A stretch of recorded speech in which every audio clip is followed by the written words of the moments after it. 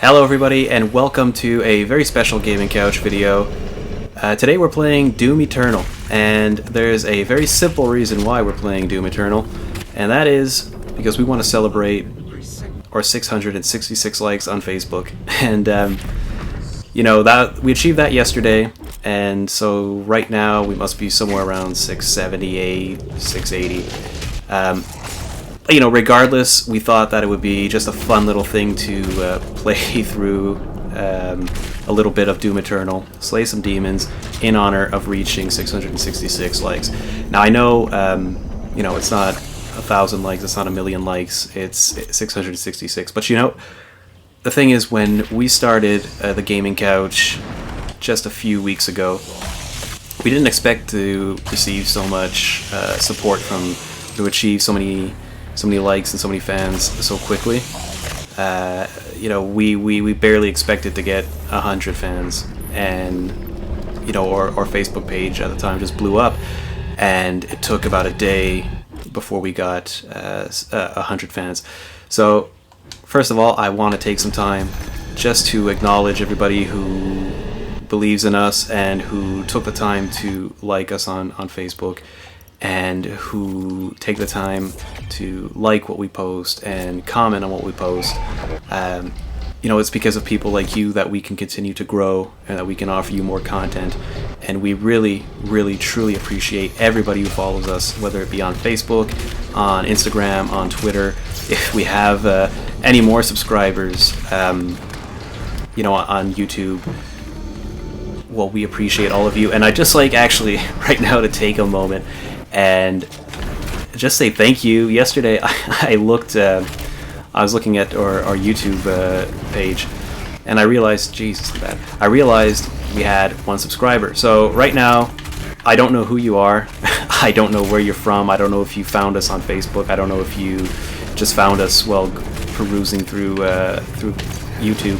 But I just want to take the time to thank you, our first subscriber. If you're listening to this, leave a comment. Let me know who you are, just so I can put a name to our very first subscriber. I think that's something that's important to address. So now that we get back on track with this, people might ask, hey, what is the Gaming Couch's goal?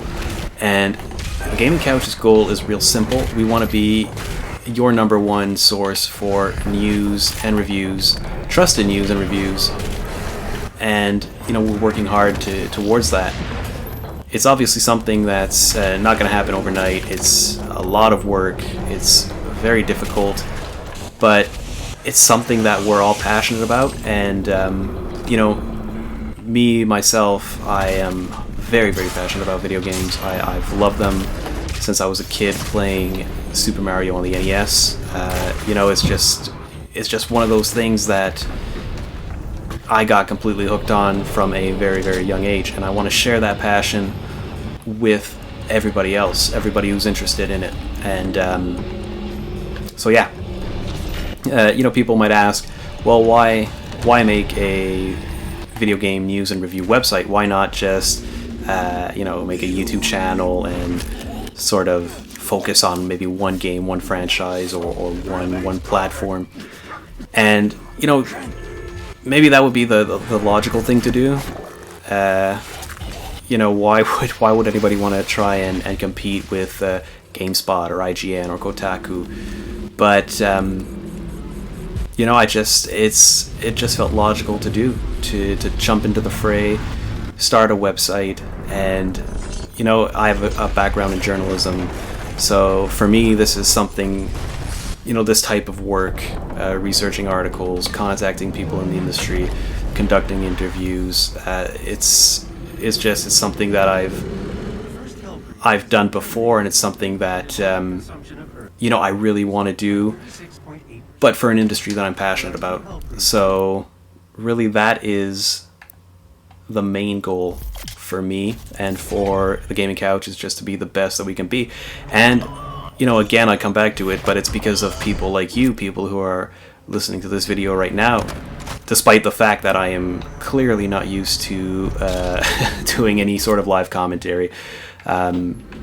thank you for helping us grow. And of course, I'm well aware, we're all well aware that as we continue to grow, there's a lot of things we need to improve, and whether that be the production value of our videos, fine-tuning audio so that it doesn't sound like we're talking in a tin can. There's a lot of things we need to improve, and it's something that we're going to keep working on. It's continuous improvement, and that's inevitable. So now, having gotten that out of the way, having talked about the gaming couch, one of the reasons, apart from the fact that we'd reached 666 likes on Facebook, one of the reasons I wanted to do a video like this is because I think gameplay videos like this, sort of little Let's Plays, they allow us to connect with fans and with listeners in a way that we can't when we're making more formal video reviews or writing articles, or even just even in comments on Facebook or Instagram. It's difficult to really get some things across, like how much we appreciate everybody who follows us. So I think this is it's a fun way to maybe get a larger message across and interact with fans, and it's something I was very excited to do. But now let's just talk a bit more about Doom Eternal. I think that would be a decent segue. Let's talk about Doom Eternal. So I don't think there's much. Well, there's really nothing that I can say about this game that hasn't already been said. I mean, it's been out for a while now, and it's been well played, and it's been well reviewed, and I'm sure a lot of you watching this have probably finished the game multiple times yourselves, and that's fine. The purpose of this video wasn't to introduce you to anything new or attempt to show anything new about the game. But Doom Eternal is really just an incredibly visceral, adrenaline-pumping ride. And when Doom 2016 came out and sort of rebooted the whole Doom franchise, I think one of the most impressive things they managed to do was keep the sort of fast-paced, Twitch shooter kind of feeling of the original Doom. Doom 1, Doom 2, Doom 1 and Doom 2, forget Doom 3. But they managed to keep the visceral, fast-paced gameplay of Doom, but they updated it for a modern audience, and it worked very, very well. It was a very impressive game, and it was a lot of fun to play, and it took everybody by storm. It could have been a lackluster game, but it wasn't. It was an incredibly fun game that people played a lot of. And so when you get a game like Doom 2016, you sort of wonder, well, hey, where can they go from there? How can they improve upon a game like that? Because it would have been really easy for it to just rest on its laurels and say, hey, Doom 2016 came out well, was well received. If it ain't broke, don't fix it. But that's not what they did. They just built and expanded on everything that made 2016 so fun and so good. Everything about this game is built so that you never stop moving and you never stop shooting. The fact that you can your chainsaw will regenerate a pip of fuel means that maybe you'll run out of ammo, but you're never out of the fight completely. That means you can run out of ammo, but you'll be. Sorry, I'm a little. Yes, you'll run out of ammo, but then you'll be able to chainsaw something and you'll get that ammo right back. You're never out of the fight, and that's something that really goes a long way, because a lot of times in 2016 I'd be out of ammo. There'd be not much to do, and if you didn't have a fuel canister, you didn't have that refuel for your chainsaw, well then you were completely screwed. Now, Another thing that I think is really, I mean, you can't talk about this game without talking about the soundtrack. It is an incredible achievement, and you know, Mick Gordon, his work on Doom 2016 was fantastic, but what he did for Eternal, just incredible.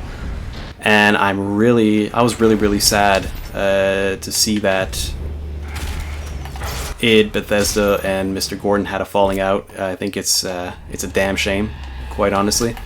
And looking forward to the next Doom, the next entry, I'm kind of curious to see who they'll go with to produce a soundtrack. You know, the thing about Doom is that you have to have a sort of metalish soundtrack that obviously, you know, pumps the player up, but it can't just be this ridiculous, you know, constant death metal soundtrack. There's a balance that needs to be struck. And I think Mick did it very well. That's not what I wanted to do. And to be quite honest, you know, I finished this game once, and I've returned to it, but not to replay it completely, not to finish it again. I've returned to it so that I could just listen to the soundtrack. You know, play a few games, play a few levels. But it's really all for the soundtrack. It's so good.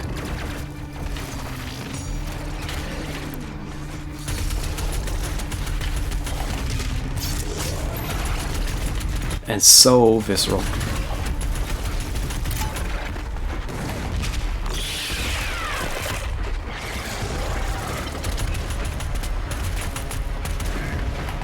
And something that I think is, I wouldn't say underrated, I wouldn't say ignored, but you know, I think what another impressive thing that id did with this game was that they sort of expanded on the lore, on the story behind a lot of things in the Doom universe. You know, now don't get me wrong, I realize that a lot of people, not a lot of people, sorry, play the game for its story. I mean, if you're playing Doom, you're not playing it to hear or to live through a tear-jerking narrative. You know, you're playing it because you want to chainsaw a demon or shoot a grenade into a giant floating demon's head and then rip its eyeball out.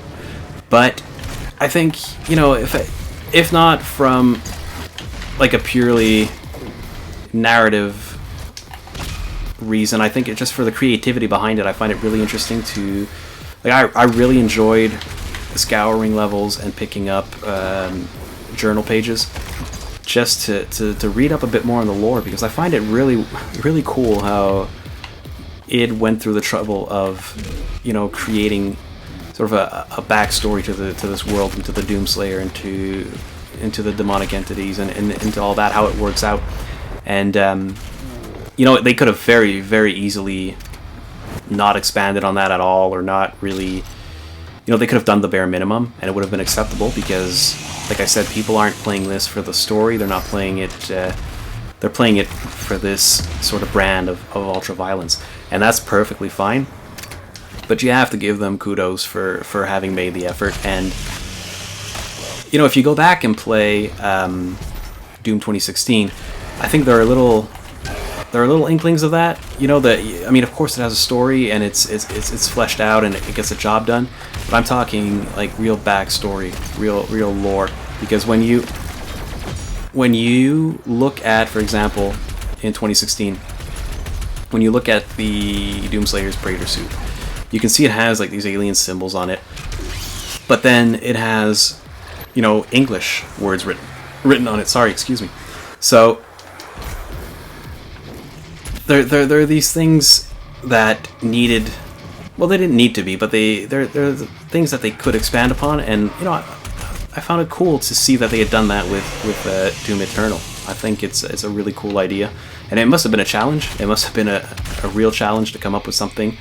But that's one of the things. And you know, if you've never played Doom Eternal, there is no reason for you not to. It is a damn fun game. A damn fun game to play. Of course, if you haven't played either Doom 2016 or Eternal, I would strongly suggest that you begin with Doom 2016, and not because there's any real sort of continuity. You know, you don't need to have played Doom 2016 to play Eternal and just, you know, enjoy it. But, whoops. But, the issue is, if you play Eternal before Doom 2016, you won't want to play Doom 2016. Because this game just expanded, like I said, on so many key areas of Doom 2016. And as fast-paced as 2016 felt when we played it, I mean, you go back today and it's not the same. It's not the same.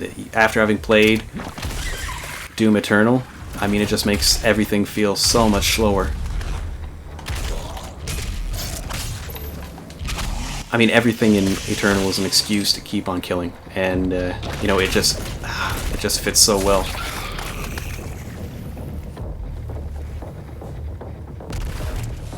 So yeah, speaking of when I spoke earlier and I said that there were things we needed to improve, you know, very honestly, you know, we're aware that some of the videos that we put up weren't necessarily, I wouldn't say high, not that they weren't high quality, not that they were bad, but you know, it's one of the things that we really want to improve. And I think one of the fun things of doing a sort of live commentary like this is it gives me the chance to practice this as well. It's not something that I'm used to doing, and it's a lot harder, a lot harder than it looks. But you know, as we continue making content, and you know, especially videos, I'm not so much worried about our articles, but the videos are something that we need to get used to. You know, the editing, the sound, just so it doesn't sound like I'm talking out of a tin can. Those are things that need to be improved. And you know, we're still, despite all that, seeing that people are receiving our videos well, and they're commenting on our content, and that for us is very motivating. And we know, you know, we appreciate that. We appreciate that you guys are giving us that little bit of leeway where, you know, we can keep on learning. And let me just, oh god, there we go. Like I say, this is oh, I had that extra life. Yeah, so like I said, it's very weird to be playing a game and actually running a live commentary at the same time. It's something that you know, if you've never done it before, it takes some time. It takes some getting used to. And so for those, Jesus, is there any health around here? For those of you who've never done it, it's really more difficult than it looks. And for those of you who do this on a regular basis, well, you have my admiration, because this, you know, we're just playing through a quick level here, and it's getting pretty tedious. It's getting pretty hard to keep things going.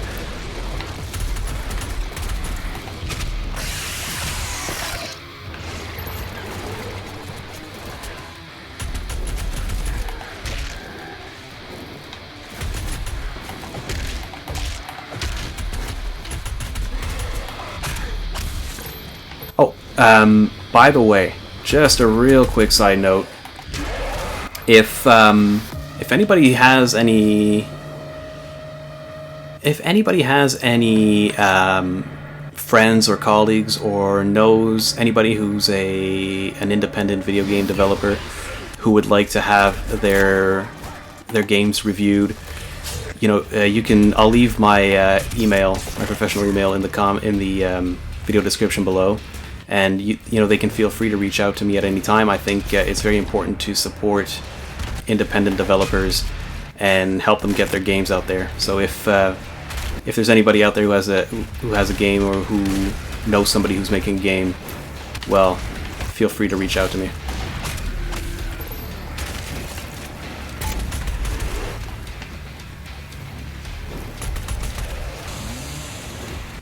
Yeah, I gotta do that.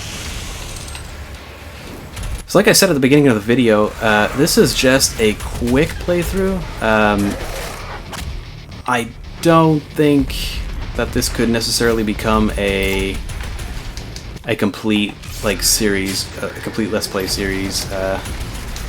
you know, it's clear that you know, if this gets good feedback, positive feedback, and people are interested in seeing more, of course I will. Of course I'll think about it. But one of the things that we may or may not have underestimated, I won't be too clear on that, but one thing we may or may not have underestimated is the workload and the scheduling. It gets really difficult to have to keep up with all the news, write articles, prepare videos. I think one of the biggest surprises for me was how long video editing can take, and even, you know, for like a 5-minute video, it is long. And this might be something, you know, just a matter of getting used to it, and maybe I'll develop tricks and you know, little shortcuts here and there. But it is a process. Recording voiceovers for videos, I think that's something I'll really have to practice in the future. So now, as we reach the end of the first level, I'd just like to take the time to thank you to all our followers, to everybody who likes our content, who comments on our posts, whether that be on Facebook, on Instagram, on Twitter, any new subscribers on YouTube. Thank you very much. Thank you for trusting us and believing in us and supporting us. We wouldn't be where we are right now without you, even though we're just beginning. You know, every additional follower that we get is just more motivation to keep going, and it lets us know that we're going in the right direction. So thank you very much to everybody who's followed us already. Thank you very much to everybody who's going to follow us. If you like this video and you want to see a bit more Doom, you know, please let me know down in the comments. Leave a like on the video. Leave a dislike if there's something you really didn't like. The only way that we can adjust our content is if we get your feedback. And we're always grateful for your feedback, whether it's positive or negative. So on that note, I'll just ask anybody who really liked this video to subscribe and make sure you don't miss any more content. And thank you very much again to everybody. Until next time, I'm Jameson, and remember, there's always room for you on the gaming couch. Bye-bye. You cannot resist the will of the Khan Maker. Activating the portal now. For it was you who was meant to